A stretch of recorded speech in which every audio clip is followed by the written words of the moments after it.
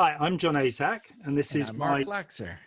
instant good friend, Mark Laxer. And I've asked Mark to tell us a bit about the Rama group and perhaps a little bit about his involvement in it in the last century, I think it was, Mark.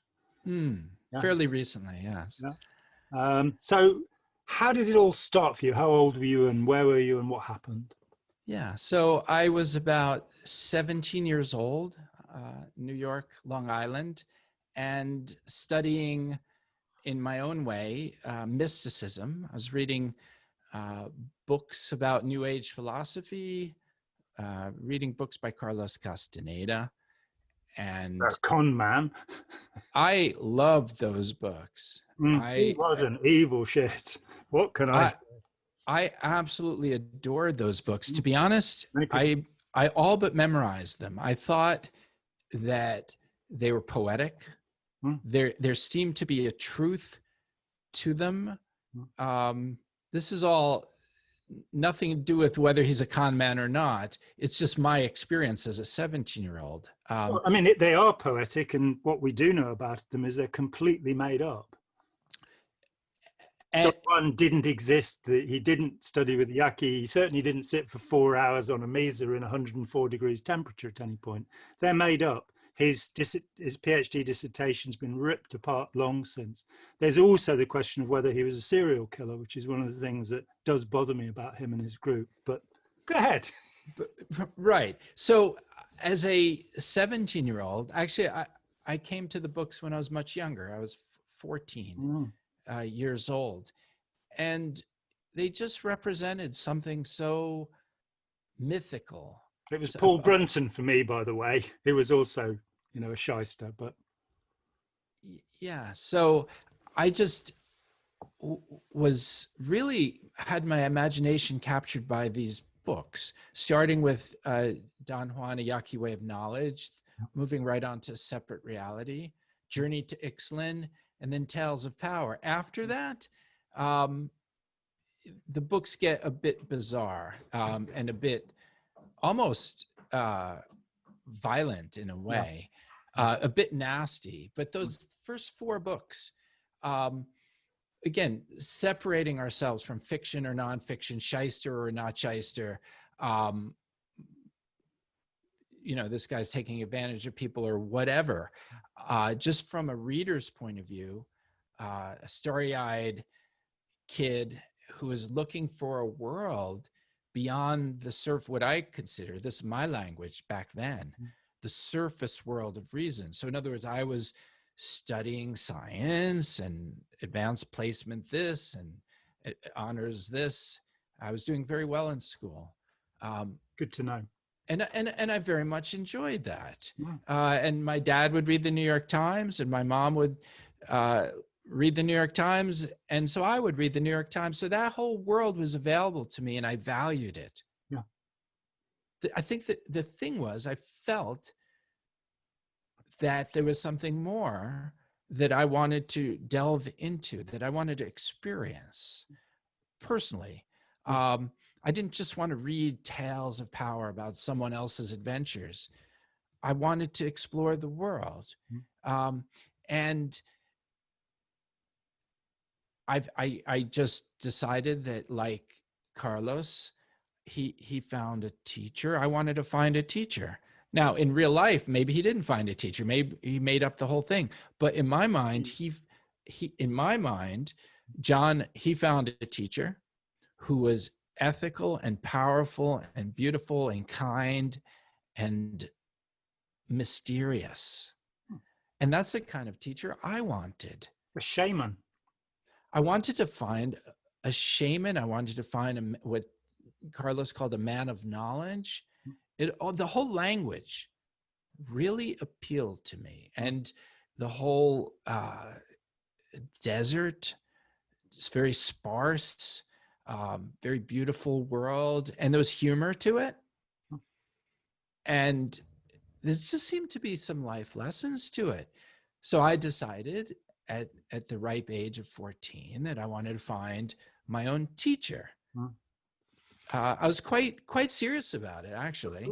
And I read some other books in a similar vein. One is called Be Here Now.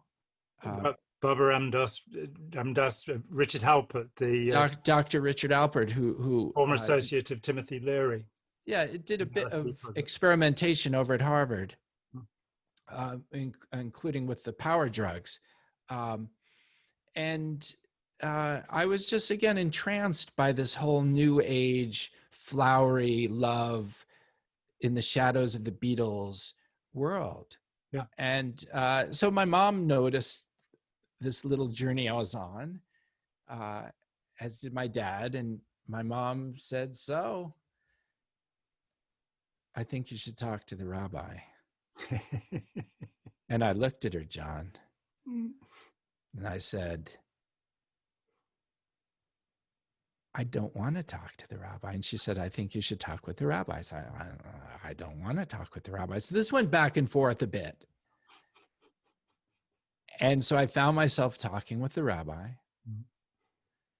who was very smart academically, very learned, very much a scholar, but not particularly great with kids. And he asked, so, Mark, are you getting involved in a cult?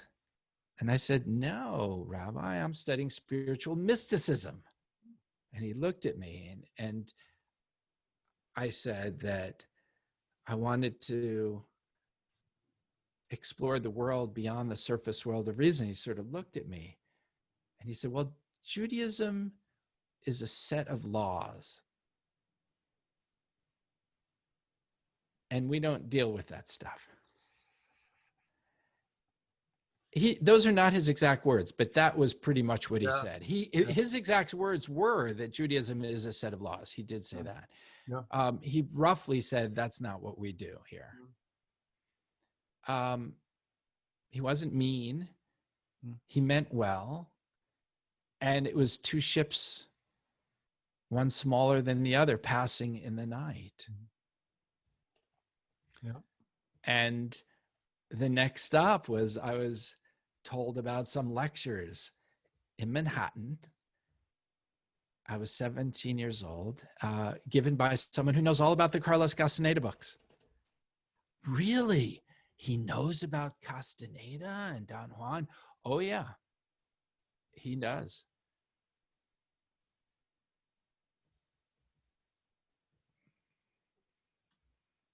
So that's how I got started.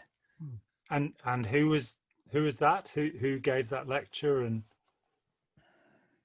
so this was a professor named Dr. Fred Lenz. His teacher had given him a name called Atmananda, which means bliss of the soul. Atman means the soul, Ananda means bliss. His teacher was an Indian guru named Sri Chinmoy. Yep, guru of John McLaughlin, Carlos Santana, Narada Walden, and many other musicians. All that. Yep. All that, yes, indeed. And so I thought that I was going to go off to the desert and find Don Juan. And turn into a crow. And fly into the orange sunset. But instead, I met this professor in downtown Manhattan at 33rd and 2nd. And I decided not to go out to the desert. And I decided to study with Sri Chinmoy through Atmananda as our kind of local guide. What was he a professor of, and where was he professing? He was a professor of American literature. Okay. At State University of New York at Stony Brook. Stony Brook, okay. So he was a professor there, or I think maybe an assistant professor. Okay. And how old was he at that time? He was 10 years exactly older than me. Okay. So he was 27. Correct. And he had a little bit of a following out in Stony Brook of Chinmoy disciples. because he had his own way of being a disciple of Chinmoy. He kind of bent the rules a bit. They had a bit more fun. The guys and the gals hung out more together because that was sort of a no-no. Yeah. With Chinmoy. Mm. So he was sort of like he had a little mini fiefdom under Chinmoy's umbrella. Mm. And what year was this? This was 1977, 78. 77. Okay. And so I decided to stay in the area and not go out to, I graduated high school. And rather than go out to the desert, I decided to start going to college, first at Queens College, and then I went to SUNY Stony Brook, where I became a disciple of Sri Chinmoy Kumar Ghosh, and got more and more involved in it. And it was a lot of fun. It was really gentle. It was educational. It was a nice community of young people, very idealistic. There was no money involved. And it was a little bit learning about Indian culture and about the Bhagavad Gita and about spirituality. And Fred Lenz, Atmananda, would teach us about literature and life. Yeah, he'd give lectures all the time, and he'd be talking about Moby Dick, and he'd be talking about T.S. Eliot and spirituality and Casteneda, and it was all mixed up in a very beautiful, edgy medley. And when I say edgy, John, what I mean to say is there's a lot going on that I didn't know. Yes, the people were fun and sweet and innocent. And yes, we had the green light from Chinmoy. But what Fred was doing, I didn't have a real handle on. And one of the things he was doing was he was breaking Chinmoy's rules more than just a little bit. And so he was in danger of being kicked out of the organization, and he knew it. So for example, he was sort of playing mini guru. Yeah. So it just as an example, he would give a lecture for Chinmoy to recruit people into Chinmoy's circles. He was the #1 disciple bringer for Chinmoy around the world. He was very good at it. He was a brilliant speaker, really fun and energetic, articulate, mesmerizing, all the things I'm not.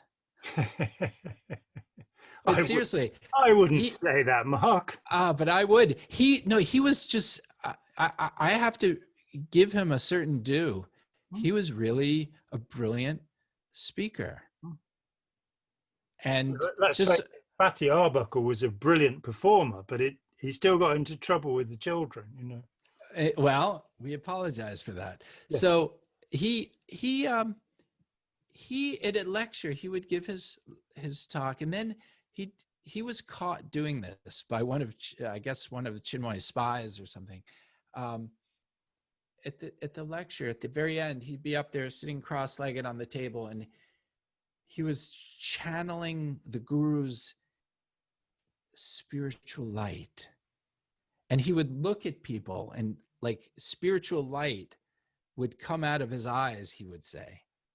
And he would send it to him. Well, that's a big no-no, because that is up for the big kahuna to do, not for the little tiny Atmananda to do. Naughty, naughty, stop playing guru, stop playing God. It was what Shakespeare would refer to as, or what we would refer to when studying or observing Shakespeare's plays, as a foreshadowing. Nothing really happens of much consequence in the universe, it would appear, in human ways, without foreshadowing. if one is observant. So this was a kind of foreshadowing, John, in that he got in trouble with his guru. Guru was about to kick him out, and he had this bright idea because he was fast thinking on his feet. And he said, hey, Guru, how about this? Why don't I start a Chinmoy center out for you in San Diego? And I'll bring you a lot of disciples. And Chinmoy is like, yum, yum, yum. Yes, yes, my disciple. Oh, yes, Atmananda, you're trouble, such a troublemaker. He let him go, didn't kick him out, get him out of his hair. He could get some disciples, get some more money and following, which is what Chinmoy wanted.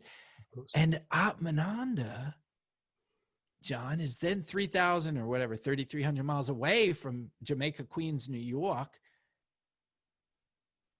He could do whatever the heck he wants. So everybody was happy.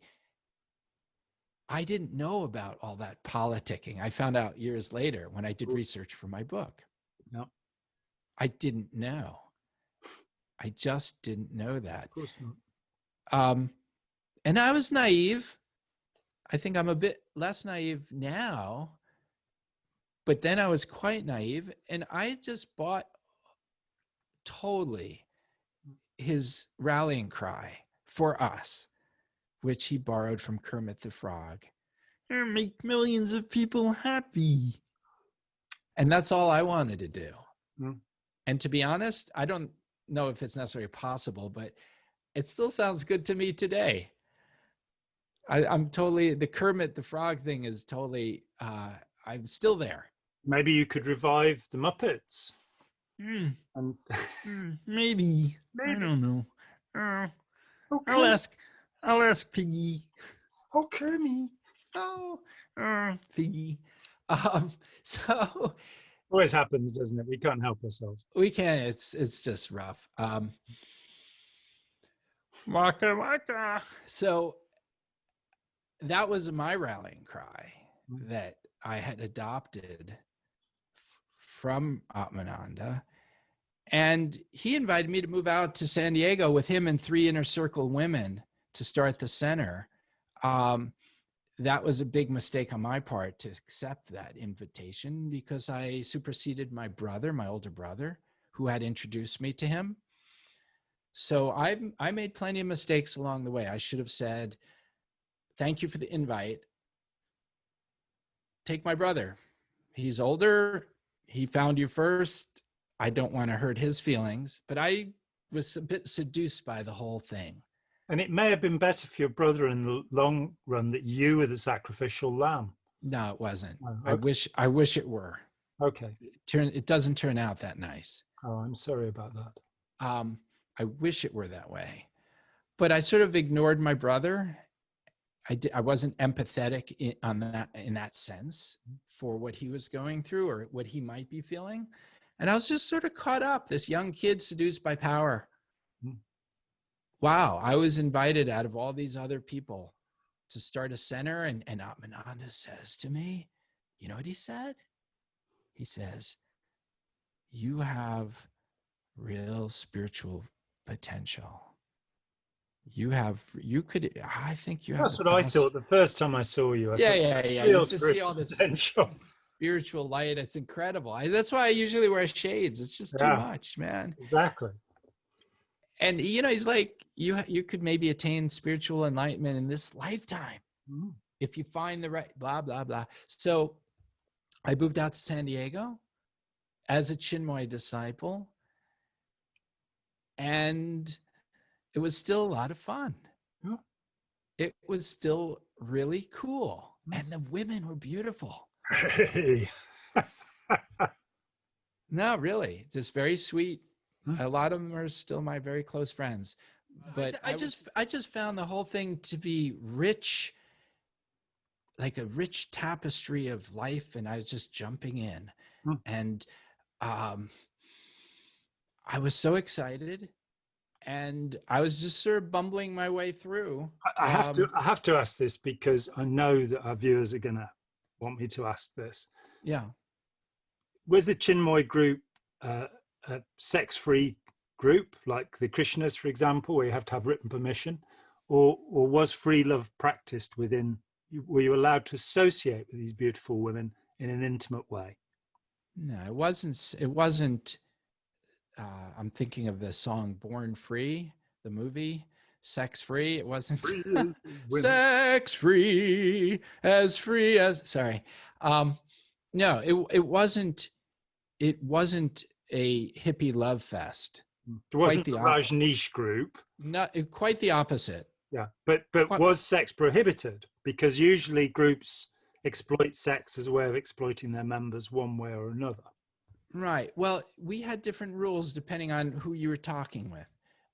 In the Chinmoy, back in Jamaica Queens group, the men and the women were in separate groups. And as you advance spiritually, oil and water is the way. Keep everyone sort of apart.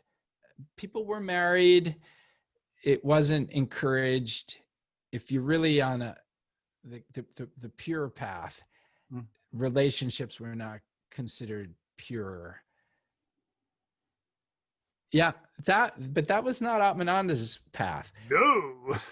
But for himself, for other people, sure. So you could hang around with these beautiful women, but that was it.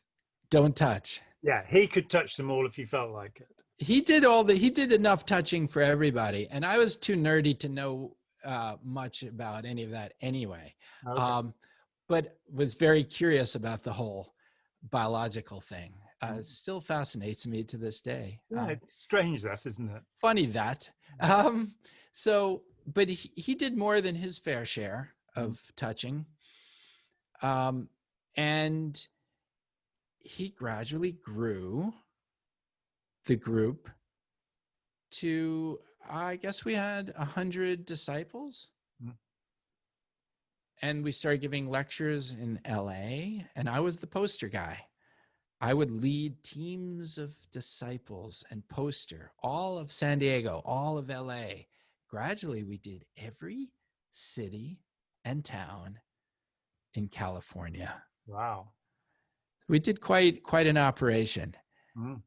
And it was still fun. We're still on the fun side. But no sex? Not for me. Okay, fun without sex. Okay. You just have to visualize it. So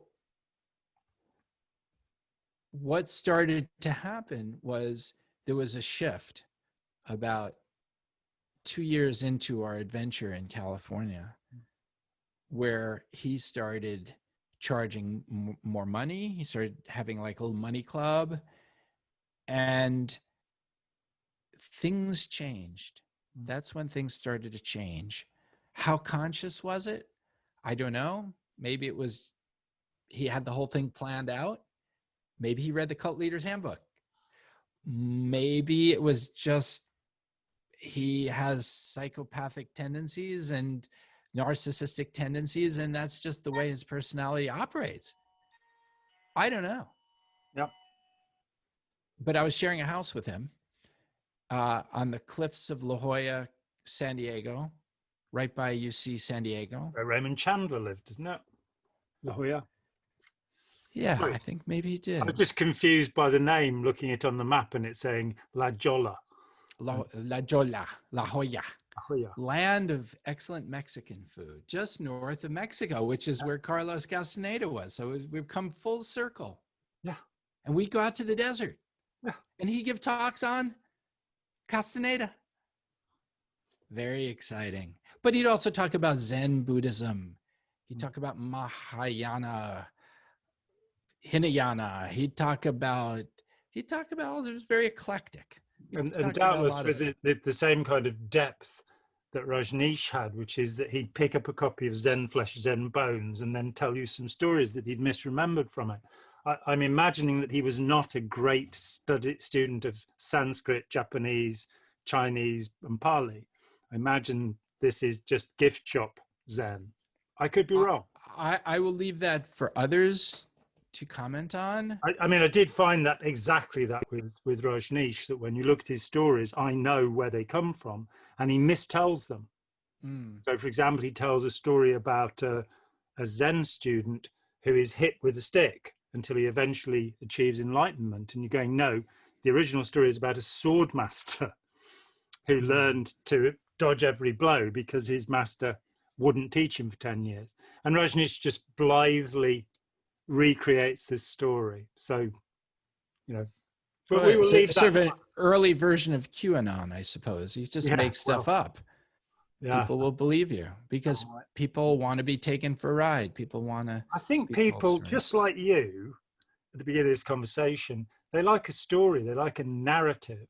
And the teachings of Don Juan, which Castaneda did completely fabricate. There are various books about this, deconstructions of Don Juan.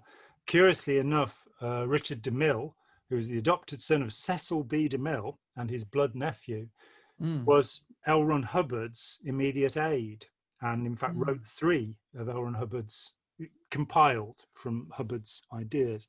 He, in later life, he was a professor of psychology, I think at UC San Diego, actually.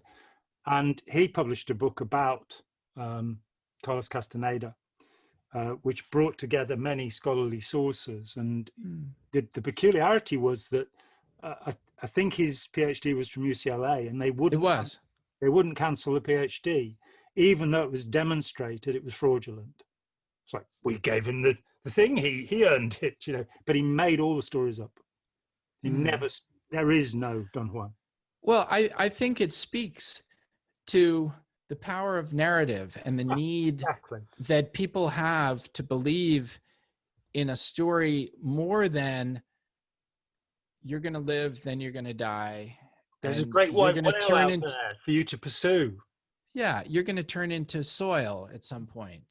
It's that whole biological an immortality project. Joe Zimhart was telling me about this the other day, about Ernest Becker and the idea that human beings want an immortality project.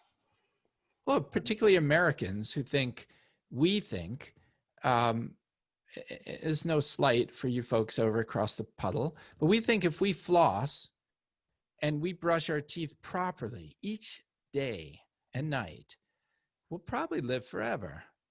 And the sad truth is that you'll probably erode your gums through over brushing, get gingivitis, and that will lead to Alzheimer's disease. So what is the truth in this world? The truth, John, is we have no fact checking over here. Yeah. So there we were in San Diego, and he was changing the game.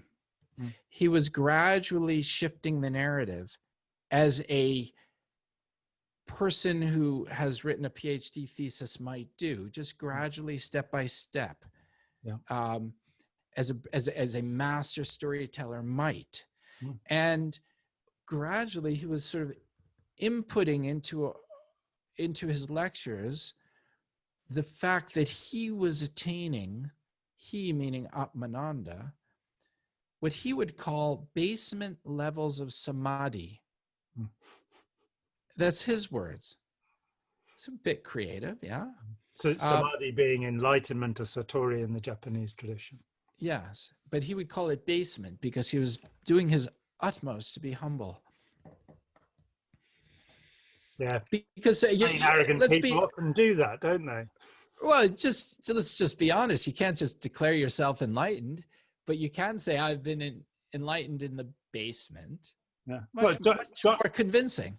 Donald Trump in Think Like a Champion says that one of the things that we don't know about him, that most people don't know about him, is he's actually very humble. So, I really can't wait to learn that about him. So he started switching narcissistic, charismatic sociopaths back to Fred. He started to encourage us to go on a fast and less sleep. And how much sleep was less sleep? How much were you meant to have? Well, it depends. It depends what level of connection you had with the group. If you're in inner circles, you'd be getting a lot less sleep. Which is what, 4 hours, 5 hours? It depends. For some of the people, maybe, yes. Yeah. For me, it would be a bit more. The women, I like to say that except for maybe one or two other guys, I was sort of a right-hand person, a right-hand guy. But the women always had much more power within the organization than the men. But in terms of the guys, I was certainly in the inner group. Yeah. If not his right-hand person, maybe at times I was. And yeah, the women would probably get the least sleep. Yeah, some of them would probably get 4 or 5 hours a night. Some would get more. And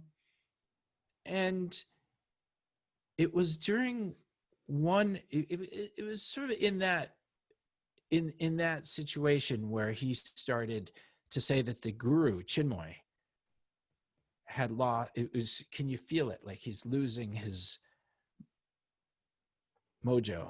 He didn't use that word, but he's losing his power. Like he'd say, like as an innocent, did anybody feel it tonight? And we're like, feel what?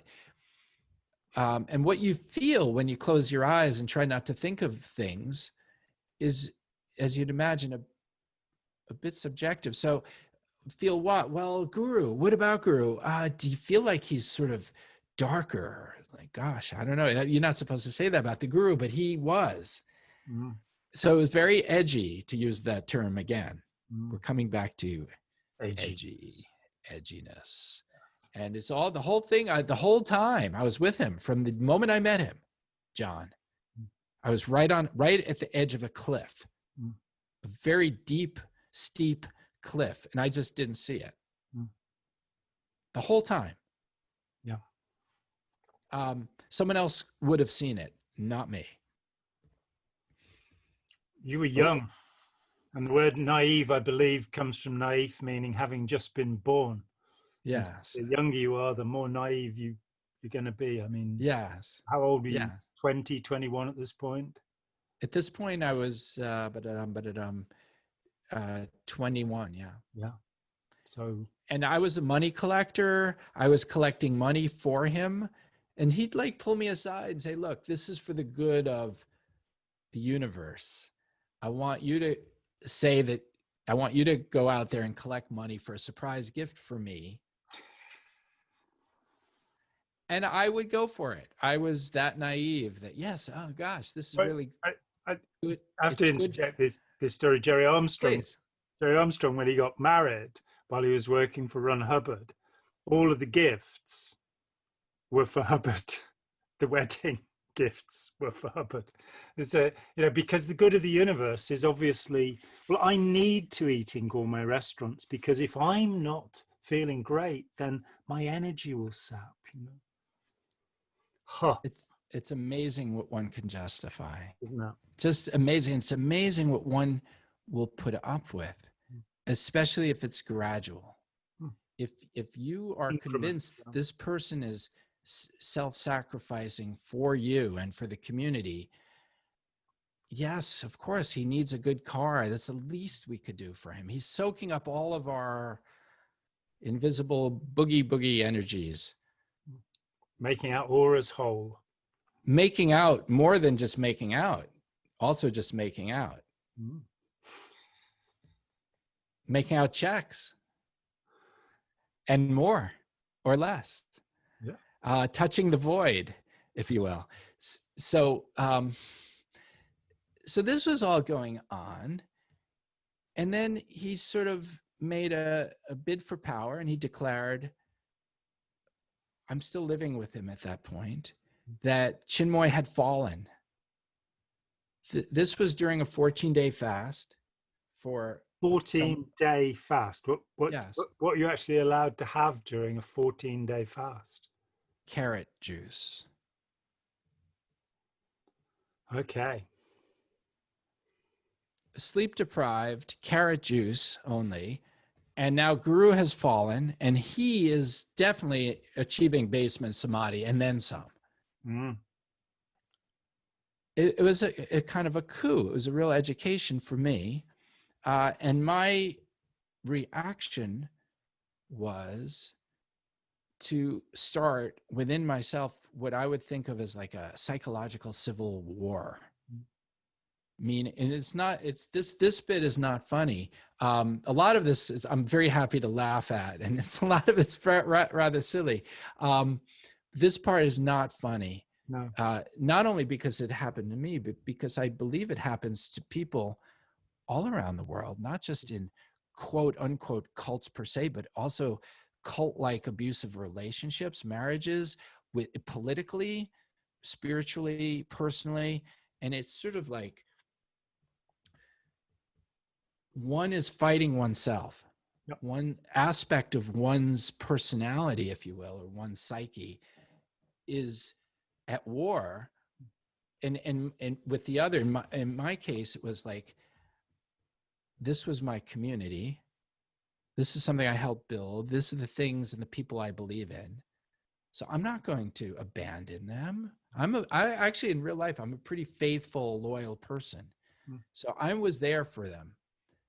On the other hand, I'm not stupid. And I could see this guy's making a bid for power. So those two sides of me were not integrated the way I think normally you're just going through the day and, you know, you're more of a single being. And you may think, yeah, do I want to go swimming today? Yeah, no, maybe not. Yeah. But this is much deeper than this, than simple disagreements with oneself. This was a real split. And it's something that abusive personalities can take advantage of. And how? Because they can feel it. I can make fun of or point and say, oh, I don't like that person. They're an evil cult leader. But some of them are incredibly talented. And what are they talented in? They're talented in a lot of things. Like Fred was a brilliant speaker, not a brilliant writer, but a brilliant speaker. Something else he was really talented on. He was really able to feel. I think Trump is this way. I think Trump has this amazing sense. I think Trump is brilliant at sussing out weakness, openings in a system. I really believe that. Other than that, I don't think Trump's particularly brilliant. And I think Rama, Fred Lenz, was brilliant in feeling. He could read our body language, not in some weird mystical way, but just through observations. I just think he was very smart. Some psychologists call it cognitive empathy. I think he had it. I think he really honestly had it. It's not thought through. There's psychopathic personality. It is a fundamental aspect that they get what you're feeling and how to manipulate it. They don't have those feelings themselves. No, they don't. They don't have that uncertainty. They don't tend to have fear. No, they don't. And they're very bold. Like a book. They read you like a book, and they don't have the empathy, because if they did, they wouldn't hurt people around them the way that they would have remorse if they had empathy. Yeah. Right. And I think Stalin had that problem. I think Hitler had it, and Goebbels had it, and people like that, people in the Gestapo, and people, unbalanced people rise to power who are not just unbalanced, but seriously unbalanced. I think they have elements, some of them have elements of that. And I think Fred did have elements of that. Was that because he took too much LSD in the 60s? I don't know. Maybe not. Maybe it was just a condition, a biological condition, which is sad. You know, I don't wish any harm to him or his family. Not at all. I consider him to be my friend. And I cared about him, very much so. I would be quite defensive of him. So, but this is what happened.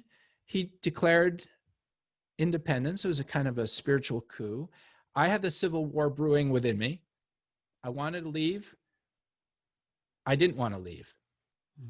It's like being in a cult. I was in a cult. You ever get the feeling that you wanted to stay and then again you wanted to go? I did try to leave.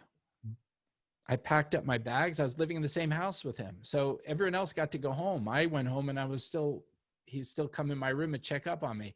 Of course, it was very important that I was in the right consciousness, because people were looking at me and how I was reacting. I was sort of a symbol.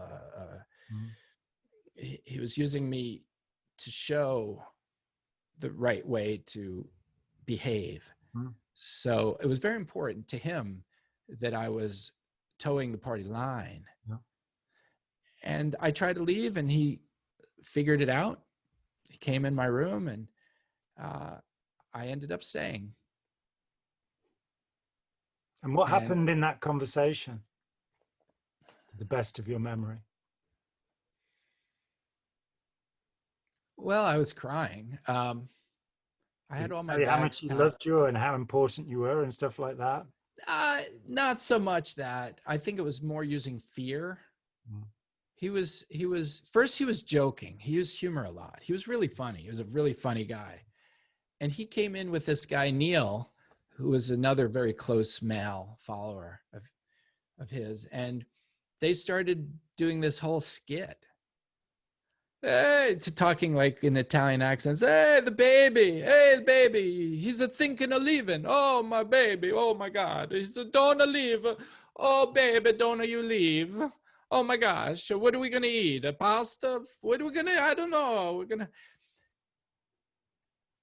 And I was crying, but I can understand that. You know, they were having a great time, and they were really having fun. Mm.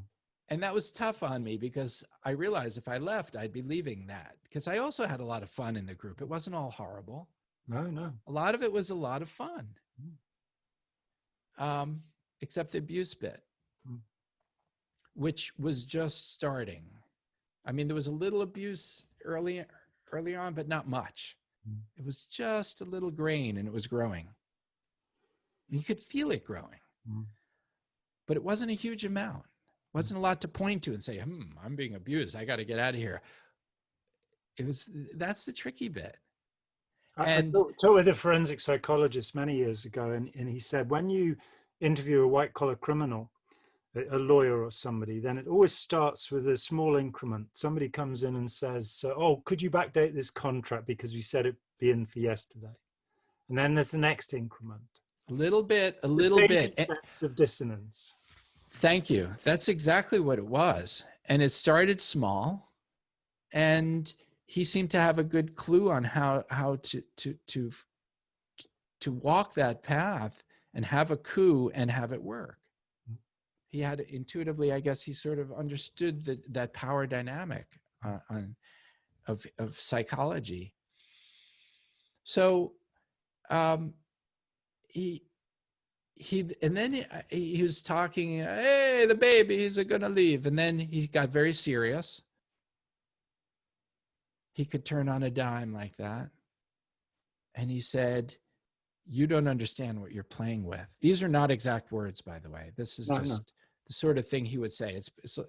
I did write this in my first book, so I probably have very similar words to what he said. It's called Take Me for a Ride, Coming of Age in a Destructive Cult.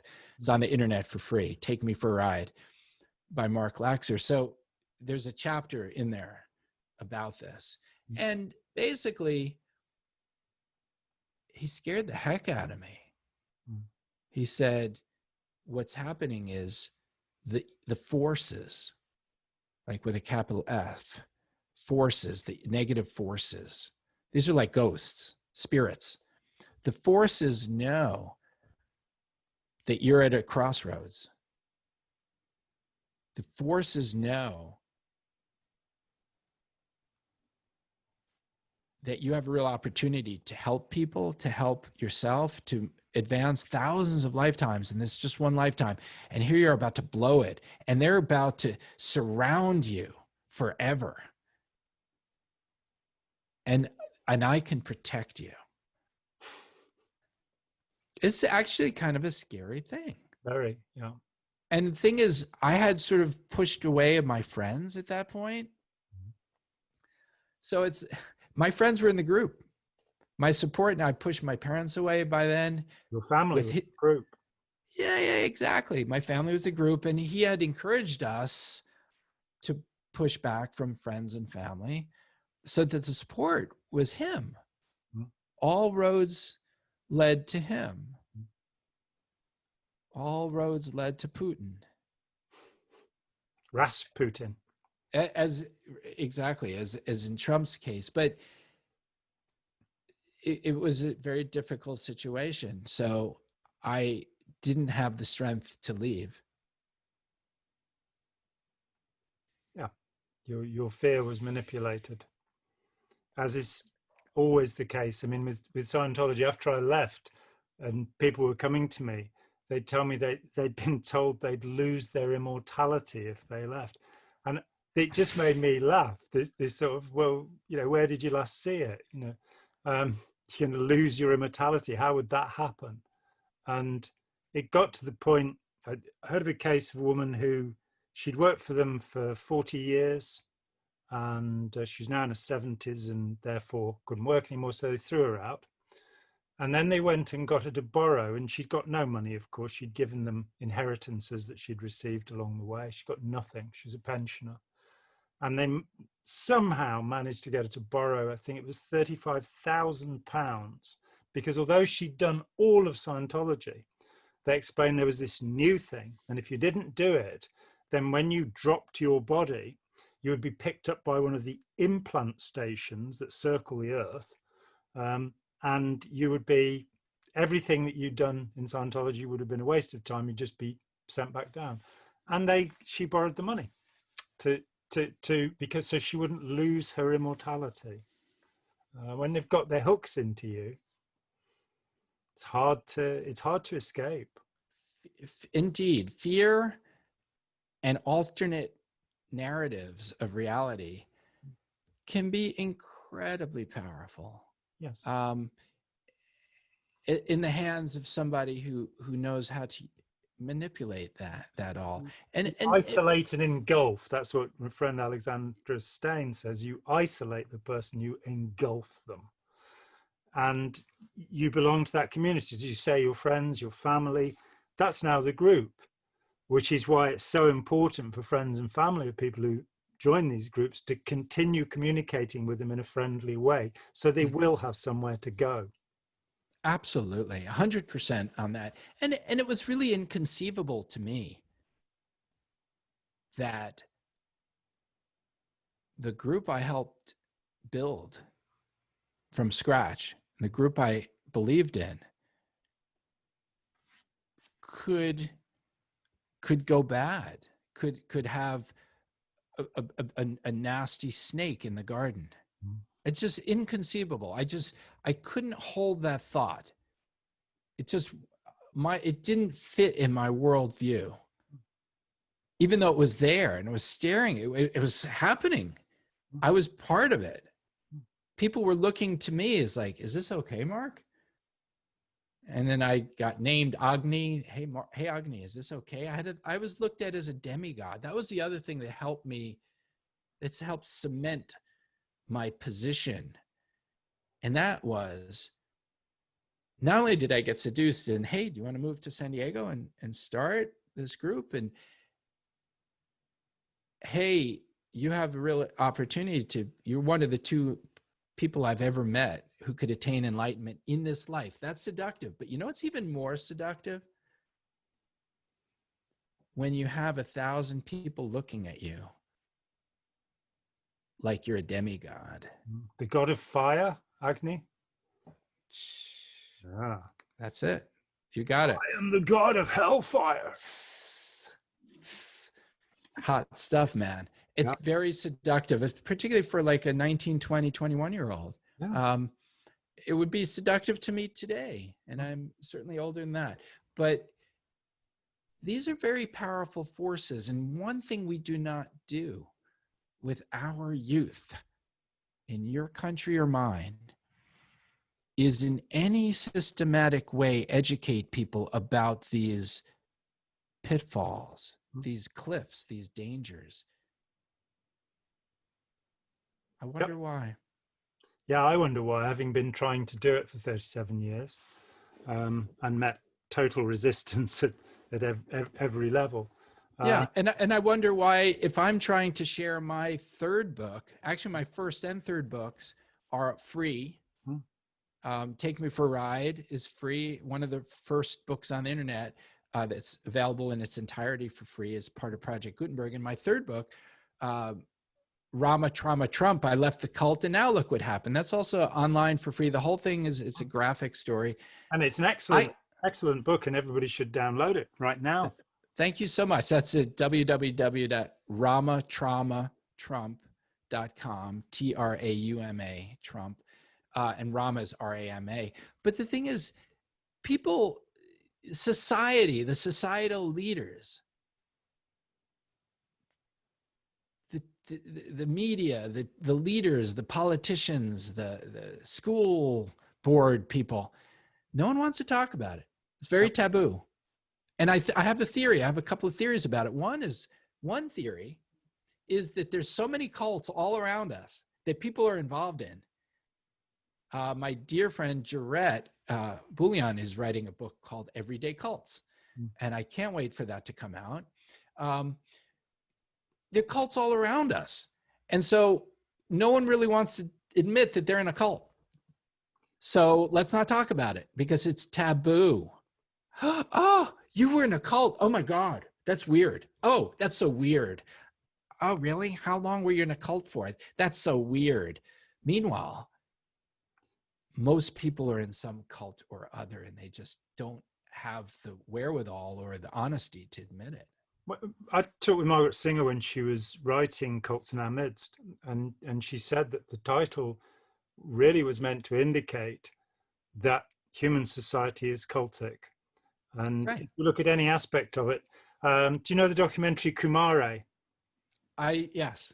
And here we see that this guy just goes out and says, what if I adopt my grandmother's accent, grow a beard, and put on some orange robes and make some stuff up? And he doesn't use any of the techniques of mind control and manipulation. He just goes out there and becomes this person. And the narrative, we want to believe, every human being has an immortality project. We've all got to sort out what our place in the universe is and how we're going to get along with this. And what happens is that people will just gather together around some standard and some flag. So, for example, one of the things I've complained about is police behavior. That I'm very happy to say there are many excellent and ethical police officers in the world. But one thing that does happen is that police officers don't snitch on each other. There is this rule that you don't grass up another police officer. So if you happen to be there and you see another police officer doing something criminal, illegal, antisocial, you won't report it. Whistleblowing is frowned upon in our society. And this is very much a cultural thing. It's something that's developed in our culture. In school, I went to a fancy school for a little while before I walked out of it as a teenager. And, you would never snitch on another boy for what they'd done. It didn't matter what they'd done, what hideous thing they'd done. You wouldn't snitch on them. And so you get conflicting rules, the idea of loyalty to the blue uniform instead of loyalty to the people, loyalty to the law. And a cult forms. There's a cult of the judiciary. There's a cult of politicians, basically a cult of people who have no education, no vocation, no experience in life. So the only thing they can do is become politicians. Though, having said that, it does shock me at how many American politicians are members of fraternities and sororities. That really does bother me, which are, of course, cult groups, which have initiation ceremonies, loyalty oaths, all sorts of ridiculous things, which occasionally kill people. That groups form. And you could even then look back and say, well, what about the family? That certainly if my children murdered somebody, I'd help them hide the body. My loyalty is not to whoever they killed, though I'd hope it wasn't somebody I liked. My loyalty will always be to my children. And so some of these formulations are good. It's one of the reasons I'm so glad that we have Yuval Noah's work on our channel, because he's digging into the evolutionary and neurological reasons for our behavior. And I think he's gone a lot further than anybody else. He's done remarkable things. And yes, he'll be there very soon. Just right. So it is our nature to bind to the people we like. I mean, there's work on this ridiculous work, the idea that we're all racist because the amygdala function in a certain way, or amygdalae, actually, we've got two of them. When you brain scan somebody, if you show them a picture of somebody of another color, you get a reaction in the amygdalae, so therefore we're all racist. Rather than understanding that what the amygdalae are the first response system of the human brain. So if you show anything that's strange or unusual or not within the pattern, you'll get a response. So how we interpret those things, but we will respond to anything that's strange or unusual. And it binds us to that which is usual, that which we're used to. Right. Watching people like certainty. Exactly. And certainty is something that is dreamed up. I mean, Robert A. Burton's wonderful book on being certain. This is a neurologist writing about, why do you believe that? You know, my story is always the same one. When I was 17, this Bible basher spent 2 hours talking with me, eventually backed away and said, I don't understand the Bible, but I know it's all true. What do you mean by the word no in that sentence? Understand? No. And much of what we believe about the world, we treat as certainty instead of being willing to question our assumptions and, you know, get along a bit further. I'm getting the sense that you probably need to go and do something. I need to take my daughter to dance class, but I would love to continue this and additional narratives and conversations and philosophical discussions. I think I sort of gave an initial exploration of or description of what happened when I first met Fred Atmananda. What happened after that is fascinating too, or we could talk about any number of things. Always a pleasure to talk with you. Always. Absolutely. So let's wind this up. I'm John Atack. This is my wonderful guest, Mark Laxer. Dash out to www.ramatraumatrump.com. Get your free copy of this wonderful, beautifully illustrated graphic novel, which shows why we should really think about our political leaders and whether they are authoritarian, whether they are cult leaders indeed, and whether we might be able to have some kind of democracy at some point where we collaborate with one another rather than having idiots at the helm. So thank you very much for watching, and we'll be back again. Hi, John here. Thanks for watching. We'd appreciate it very much if you would click like, as well as subscribe, and click the bell for notifications. Every dollar helps, and we welcome new patrons on Patreon, or you can make a one-off payment with any currency through PayPal. Thanks so much.